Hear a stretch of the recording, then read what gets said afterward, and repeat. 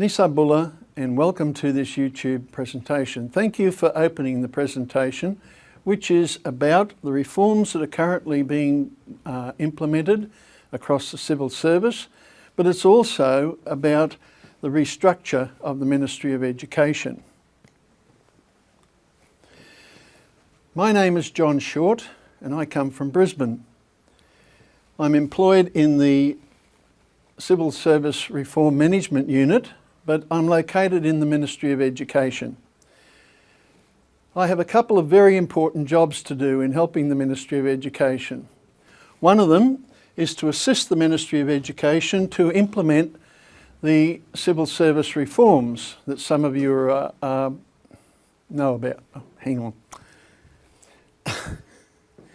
My job is to assist the Ministry in implementing the civil service reforms, which some of you are getting to know about. The other important job is to assist the senior officers of the Ministry to look at developing some new structures that are going to make service to schools much more effective and efficient. Now, this is a really important job because at the centre of our education system is schools. And the reason why the parts of the Education Ministry work together is to provide really quality service to schools. We can't do this in isolation. We need to find out from you what kind of support you need to make teaching and learning most effective in schools, and we need to find out how people like those who work in district offices and in the centre can best support you in achieving your goals. Let's have a look at the civil service reforms. You may or may not be familiar with these. These are to do with, first and foremost, improving your pay. And I guess you're very, very happy about that. But that's not all. The civil service reforms are also concerned with making sure that when we select people for positions, we select the right people. We also make the selection open to everybody who is qualified to apply. And that's what the open merit recruitment and selection process is about. Every one of the jobs in the ministry have gone through a job evaluation process. And this is to make sure that we know exactly what the roles and responsibilities of each job is, and we match the pay to the responsibilities. So from now on, people are not going to be paid on the basis of their qualifications or their seniority or whether they have some nice friends somewhere. They're going to be paid on what work they actually do and whether they do it effectively and efficiently. And that's what performance and management is about. It's about making sure that people know exactly what they have to do and then work towards achieving those goals. In the past, we've had an internal discipline process in the Ministry of Education, and some people have really suffered under that system because decisions have been made about dismissing people or transferring them or doing other things to them that were not quite equitable. One of the really important changes that's occurred in the reform is in regard to discipline of civil servants. Now, in the past, some people have suffered because of the practices and policies that occurred. Some people were dismissed on the whim of a superior, some people were transferred unfairly, and so on. Under the reform, we have a new system which is based on natural justice. That is, everybody gets treated equitably and fairly as a part of natural justice, rather than people being at the mercy of superiors who may not treat them very well. Next year, in January, we're going to introduce pupil-free days for all teachers in schools. So at the beginning of every term, there will be 2 or 3 days when teachers can do in-service in their schools professional development in their schools and be paid for it. It won't have to happen on weekends, it won't have to happen after school, it won't have to happen in your vacation. So these are all very positive reforms that are designed to recognise the hard work of people who work in the Ministry of Education and in other ministries, and also to help improve the quality of learning and teaching that we deliver to schools. You may have been lucky enough to go and participate in the Minister of Economy's roadshow for teachers about the civil service reforms. However, if you missed that, if you weren't able to get to that, then please look at this YouTube link and you'll see the Minister for Economy and the Director of the Civil Service Reform Unit speaking to you about these changes that I've just talked about. Also, if you have any concerns about things that are happening in your workplace in relation to these changes, then you are quite welcome, and actually you're encouraged to send a message to the inquiry section at CSRMU, and I can assure you that they will take it very seriously and they will respond to you. So please take note of that. One of the other reforms that I'll talk about in more detail a little bit later on is the restructure of the ministry. We know that there are some parts of the ministry that work very, very well. They achieve some very, very good things, and there are many employees who work very, very hard. But we also know that there are some things in the ministry that don't work so well. Some things that really don't support schools well. Things that really don't support learning and teaching all that well. Now, the reason why we're having a look at the restructuring is because the government has an imperative. The government's imperative is that we have a high-performing civil service that implements government priorities and it's responsive to its public.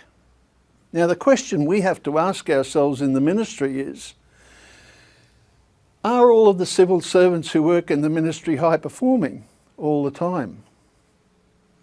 And if they're not, why not? And what can we do about it? How can we improve that situation? Are all the members of the Ministry of Education implementing government policy and priorities all the time? And if they're not, why aren't they, and what can we do about it? And finally, does everyone who works in the Ministry of Education see their main role and function as one of helping learning and teaching, improving it? Now, I know that teachers in classrooms certainly are focused on learning and teaching and improving it. But what about the people in the district office? What about the people who work hard in curriculum services or HRM? Probably they think about their day-to-day jobs rather than thinking about why they're doing those jobs. So we have to question what's going on in the ministry and how we can identify those things that are not working too well and how we can work together to do something about improving them. I'd like you to have a look at the education logo. We all see it practically every day. We know what's written around the outside, but do we know what quality education means? I've asked lots of people and they say, well, it means quality education, or I really don't know what it means. Now, if we don't know what quality education means, then it's hard for us to know why we come to work and what we're trying to achieve. It's really hard for us to measure what we do to see whether, in fact, it is quality or not. So we need to have a very clear idea what we're talking about here. We need for every member of the ministry to say, I know what quality is, I know what I'm trying to achieve, and this is how I'm going about it. And the reason I'm doing that is to provide the best learning and teaching opportunities for all children. If we look at this the education system. Now, in the Ministry of Education, we know that there is HRM, there are schools, there are districts, there's curriculum services, there's corporate services, and so on, finance and other things. The question is, do those sections, do they work together harmoniously to improve the quality of learning and teaching? Do they talk with each other? Do they share ideas? Do they cooperate? Or do they just work on their own tasks? If they work on their own tasks, then we have the problem of the possibility of wasted resources, we have the possibility of conflict, of effort, and we have the possibility of missing out on some things that really should matter. The final thing is about student-centred education. And the question that I would ask you is, why do you go to work every day? Is it to get paid? Is it to just look forward to how many days are out of the holidays? Is it because you've got to get out of the house and you find somewhere to escape to? Or is it because you really want to do the very best you can to support learning and teaching? Now, the only reason that you and I and everyone else who works in the ministry have a job is to improve learning and teaching for children. And so we have to, as a group, as a team, make sure that our focus is child-centred. That when we talk about quality education, we're talking about student-centred learning. Down the bottom here, I've put a little saying to try to focus our attention on quality learning. And this says, quality learning and teaching is everybody's business. We need a slogan to sell our message. And probably you have some better ones than I do. And so I'd be interested to hear what your slogan is, so that we can put it up and we can work towards achieving it. Now let's have a look at what we're talking about a bit further. In our current system, it's like a big pyramid. The permanent secretary is up the top and everybody else is underneath him. Now that system has worked well for a long time in our country, but things change. We have better communication channels. We're more sophisticated in what we do. We know more than what we did years and years ago.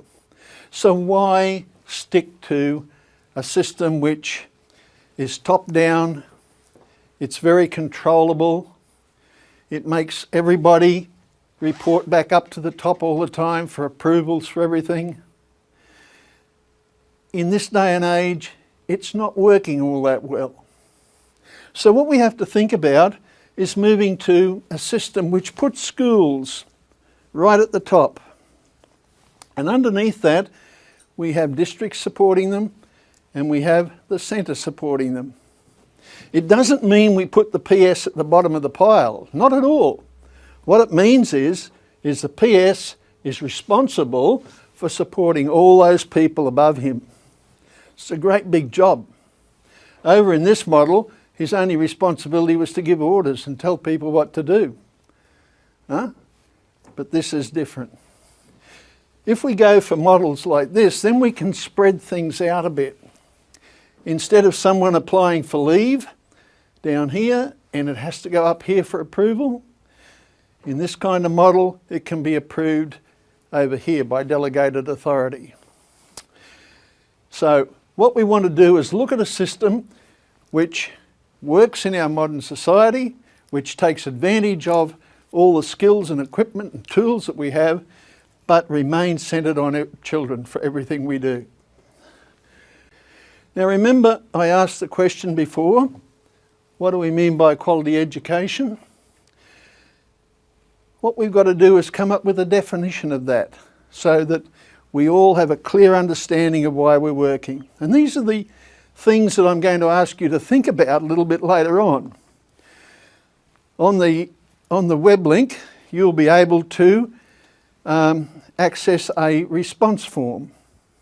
And I'll ask you to read through that and to fill it in online and to send it back to the address. And the first question on that is about what is quality education. Now, if you're a teacher, you know exactly what a good school is. You know what a good teacher is. You know what good parental support is. You know what good resourcing is. And I suppose most of us, we're teachers, or we're mums and dads, or we're uncles and aunties, or we're grandmas and grandpas, and we all know what we want for our kids. But maybe our system doesn't know, and therefore we need to come up with that. Now, at the moment, this is the organisational structure of the ministry. And we're looking to get your advice on whether that's doing a good job, and if it's not, then what needs to be changed about it. And we're at the point in time now where we're dreaming about what can be changed.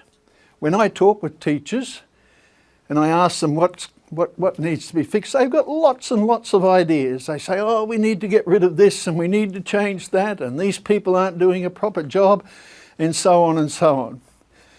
So I'm going to ask you to think about, on the questionnaire, what you value that's happening here and what things you need changing. We've already introduced one change into the ministry structure, and this is in the human resource management section. And this is quite revolutionary because you'll notice now at the head of the human resource management we have a deputy secretary. So instead of having a director, it now becomes a deputy secretary. The reason for that is it's so important. It requires someone at a high level who can take responsibility, who can make good decisions, who can influence other people, who really can lead human resource management so we get our pays on time, we get our contracts on time, we get our leave sorted out properly. We get all of the things that HR does done more effectively and efficiently. To do that, in the new structure, we've got 6 managers who have quite specific responsibilities. In the current structure, there are 2 managers and 3 assistant managers.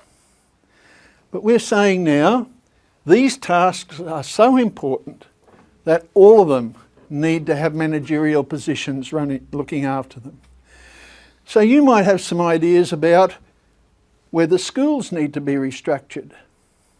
We have principals, assistant principals, teachers. Is that a good way of organising schools, or do we need something else? You might have ideas about the district office. If you're a classroom teacher, are you getting good service from the DEOs or from the EOs or from other visiting people? Does the way the office is organised help you as a teacher, or are there better ways of doing it? And we need to find that out. So, when you get the form to fill in, or when you access it online, I'm going to ask you to answer these questions. And you don't need to be frightened about what you put, because on the survey form, you can't be identified. We're not going to ask for your name or what school you're in or anything like that. So we want you to be open and honest about it, to really think carefully and to give us as much feedback as you can so we can make good decisions about how we're going to improve things. As I said, the first question is, how can school organisation be improved? The second, how can we improve the district office operation? And this one, how do we improve central office and all of its bits and pieces? So I've spoken a lot about the things that are behind the reforms and about the reason why we want to look at the structure of the Ministry of Education. I've also said to you that we want your feedback and that there are forms available for you to do that. If you go to the Fiji Government website and click on the Civil Service Reform tab, you'll find 3 forms there. One is for people who work in schools, One is for people who work in district offices, and the third one is for people who work in the central office. So please download the form that applies to you, complete it, and then email it to this address here. As I've said before, we can do this by sitting in the central office, but we can't do it effectively and efficiently unless we have your input. We can't do it so that you say, hey, that's my idea, when we do something. We need your response. So please complete the form. And if you have friends who haven't watched this YouTube presentation or who haven't been able to go to the consultation, please tell them about this. Share it with them and encourage them to get onto YouTube, fill in the form and send it back to us. When we receive these forms from you, we're going to analyse the data, and we'll certainly give feedback to you about the sorts of things that people are suggesting, and also about the kinds of changes that we're thinking of putting in place. And we'll do that on a fairly regular basis over the next few months. So thank you very much for, first of all, tuning in. Secondly, staying tuned in, because it must be fairly difficult listening to me for a long time. And thirdly, for completing your form and sending it back. We really, really appreciate and we really value your input. Until I see your form and until we meet again, Vanaka Vakalevu. Thank you very, very much.